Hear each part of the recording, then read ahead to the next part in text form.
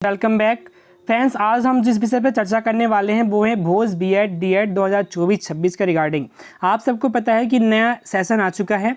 हम आज जो है एडमिशन पर चर्चा करेंगे, फीस पर चर्चा करेंगे, एलिजिबिलिटी पर चर्चा करेंगे, बुक्स पे करेंगे और अदर स्टेट वालों पर करेंगे कि क्या अदर स्टेट वाले डाल सकते हैं और कैसे डाल सकते हैं। सो फ्रेंड्स चलिए स्टार्ट करते हैं। सबसे पहले बात करूँगा आप सबके सामने में एलिजिबिलिटी की कि क्या क्या एलिजिबिलिटी होता है, ठीक है ना। एलिजिबिलिटी समझना, इसके लिए जो भोज बीएड वाले हैं, भोज बीएड वालों के लिए बता देता आपको कि आपके पास डीएड होना चाहिए सबसे पहले। और डीएड कैसा होना चाहिए? रेगुलर मोड में। रेगुलर मोड में आपके पास डीएड होना चाहिए, ना कि आपके पास प्राइवेट मोड में। अर्थात आप फेस टू फेस आपने बैठे किया हो। अब इसमें फेस टू फेस में अंदर क्या क्या आता है समझना, ज़रा बता देता हूँ आपको मैं। समझना, जिसमें पत्राचार, एक पत्राचार वाले जो डीएड करके रखे हैं पत्राचार वाले, वो एलिजिबल नहीं है। क्या? वो एलिजिबल नहीं है। इसके साथ साथ एनआईओएस वाले भी एलिजिबल नहीं है इसके लिए। क्यों? क्योंकि भाई मेरे बहुत सारे दोस्त हैं जो कि ने फॉर्म डाले थे पिछली बार, परंतु उनका रिजेक्ट हो गया और हमारे जो टीचर हैं वो भी साफ मना करते हैं, भोज बीएड वाले। क्लियर है? चलिए, ये भोज बीएड के हो गए। डीएड के लिए बताता हूँ। डीएड के लिए क्या होना चाहिए? डीएड के लिए आपके पास 12वीं होना चाहिए और साथ में आपके पास क्या होना चाहिए? किसी भी प्राइवेट स्कूल में 2 साल का अनुभव होना चाहिए पढ़ाने होने का। प्राइवेट स्कूल का, किसी गेस्ट का नहीं चलेगा। इस पे ध्यान रखना, आप कोई गेस्ट का अनुभव नहीं चलेगा। गेस्ट अनुभव इसमें एलिजिबल नहीं है। साफ आप सबको पता है, पीडीएफ पड़ा हुआ है टेलीग्राम चैनल पे, जाके आप लोग देख लें कि इसका जो गेस्ट वाला अनुभव है वो काम नहीं करता। ठीक, इसके बाद बात करता हूँ मैं दोनों की होगी एलिजिबिलिटी की। एडमिशन कैसे होंगे फ्रेंड्स बता देता हूँ आपको मैं। देखिए ज़रा, एडमिशन के लिए आपको क्या करना पड़ेगा? एडमिशन के लिए आपको एंट्रेंस देना पड़ेगा। एंट्रेंस कैसे होता है बता देता हूँ आपको। एंट्रेंस के लिए आपको सबसे पहले 100 नंबर का एंट्रेंस होगा। फॉर्म डालेंगे आप लोग, 850 रुपये फीस है इसकी, दोनों की, डीएड की भी और बीएड की भी। ठीक है, एंट्रेंस डालेंगे। एंट्रेंस में 100 नंबर पेपर होता है। इसमें क्या कहता है? सीडीपी आता है, मैथ्स और रीजनिंग आती है। सीडीपी 30 नंबर का आता है। सीडीपी कितने नंबर का? 30 नंबर का। सीडीपी 30 नंबर का आता है। मैथ्स रीजनिंग दोनों मिला के 30 नंबर के आते हैं। दोनों का वेटेज हाई होता है। इन दोनों पे मैं क्लास लेके आऊँगा क्योंकि इसके रिगार्डिंग कोई बुक्स नहीं है।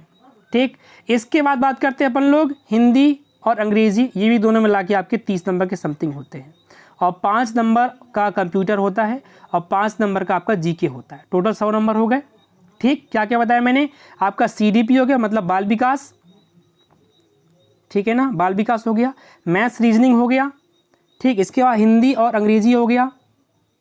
आपका जीके और आपका कंप्यूटर, ये 5 विषय आपके लिए होते हैं जो कि 100 नंबर के होते हैं।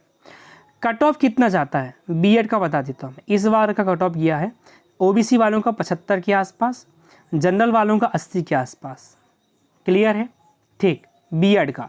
डीएड का बता दूँ, डीएड का भी ओबीसी का 70 प्लस गया है और जनरल गया है आपका, ये ओबीसी का है, और जनरल गया है आपका 75 के आसपास। क्लियर है? ये कट ऑफ बता दिया मैंने।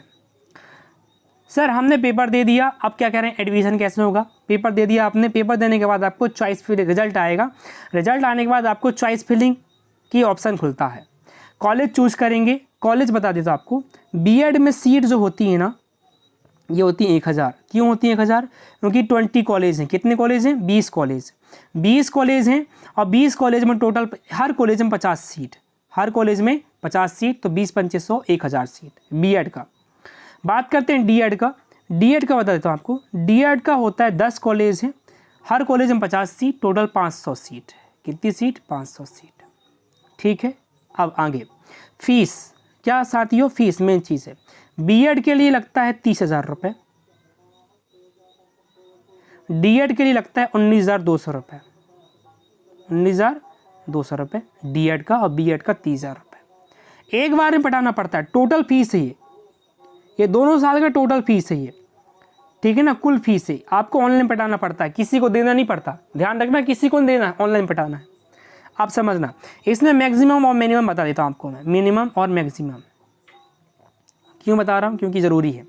मैक्सिमम मतलब 5 साल का, मिनिमम मतलब 2 साल का।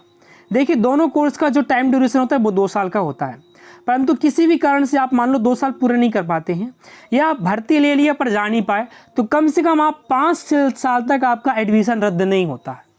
मान लो आपने फर्स्ट ईयर भी कंप्लीट कर लिया और सेकेंड ईयर नहीं जा पाए तो भी आपका एडमिशन रद्द नहीं होगा। कम से कम कितने साल तक? 5 साल तक। मतलब आप 5 साल तक भोज के स्टूडेंट हो जाते हैं। आ रहा है समझ में? चलिए, ये मैक्सिमम मिनिमम हो गया। इसके बाद बात करते हैं किसकी? एलिजिबिलिटी बता दी है मैंने, फीस बता दी है, एडमिशन बता दी है, बुक्स। फ्रेंड्स, इसके लिए एंट्रेंस एग्जाम का किसी प्रकार का बुक्स नहीं है। मैं क्लास प्लान कर रहा हूँ, आप लोग मुझे कमेंट बॉक्स में बता दीजिए, मैं क्लास लेके आ जाऊँगा मैथ्स रीजनिंग का जो मेन है और CDP का, दोनों का। सुबह मॉर्निंग शिफ्ट में CDP ले लिया करूँगा और शाम को मैं मैथ्स रीजनिंग ले लिया करूँगा। तो आप लोग मुझे कमेंट बॉक्स में ज़्यादा से ज़्यादा पूछे तो मैं आपके लिए क्लास ला दूँगा, ठीक है ना। चलिए, इसके बाद अच्छा आफ्टर मतलब सिलेक्शन के बाद सर क्लास बुक्स सिलेक्शन के बाद में बता दूंगा, ठीक है ना। बात करते हैं अब अदर स्टेट वालों की। तो अदर स्टेट वाले एलिजिबल होते हैं, बिल्कुल है, सही है, अदर स्टेट वाले एलिजिबल हैं, परंतु इसमें ध्यान रखना जनरल जाएंगे आप। क्या जाएंगे? जनरल। क्या गवर्नमेंट एम्प्लॉय? बिल्कुल गवर्नमेंट एम्प्लॉय भी इसमें अप्लाई कर सकते हैं। गवर्नमेंट टीचर के लिए बता दूँ, उनका DED पत्राचार से नहीं होना चाहिए, तभी आप इसमें भाग ले सकते हैं। NIOS से नहीं होना चाहिए, तभी आप इसमें भाग ले सकते हैं। सो फ्रेंड्स, आज की इन्फॉर्मेटिव वीडियो थी।